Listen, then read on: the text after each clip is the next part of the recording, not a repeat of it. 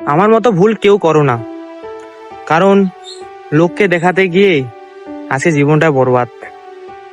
কারণ লাখ টাকা দামের ফোন, লাখ টাকা দামের বাইক ইএমআইতে কিনেছিলাম, তো আজকে ইএমআইতে জ্বালা চিন্তাতে, কারণ পাই 10,000 টাকা স্যালারি, তার মধ্যে 8,000 টাকা ইএমআই দিতে চলে যায়। কিভাবে চলবে সংসার? তার মধ্যে শরীর অসুস্থ আছে। আবার আজকে যেমন কাজ যাচ্ছিলাম, হঠাৎ করে শরীর অসুস্থ লাগতেছে, তবুও কাজে যাইতে হবে, কোনো উপায় নেই। শরীর অসুস্থ কারণের জন্য আমি বর্তমানে মাঝপথে আমি বসে আছি।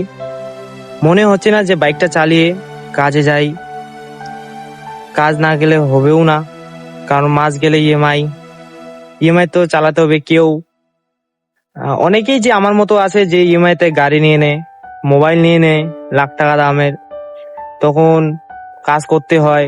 কেউ 500 টাকা দিন মজুরি কাজ করে, নয়তো কোনো জবে 10-12 হাজার টাকা ঢুকে পড়ে কাজে, যেন ঠিকঠাক মতো ইএমআই গুলো চলে যায়, তার জন্য কাজে ঢুকে যায়।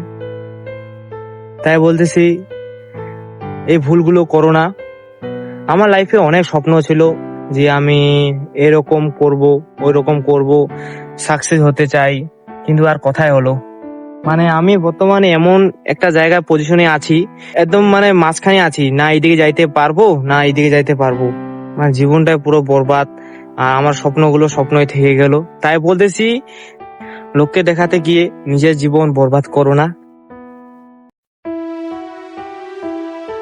যেগুলো কথা বললাম সবাই কমেন্ট করে যাবা। আমি দেখতে চাই কে কে আমার মতো ইএমআই তে মোবাইল নিছে, গাড়ি নিছে। অনেকে ভাই আছে, তারাই একমাত্র কমেন্ট করে যাবা। এই ভিডিওতে একটা লাইক কমেন্ট করে যাবা।